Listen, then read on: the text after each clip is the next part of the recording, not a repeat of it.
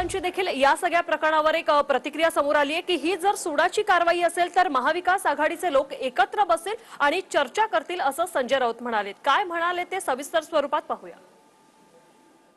त्याविषयी एकनाथ खडसे स्वतः बोलू शकतील,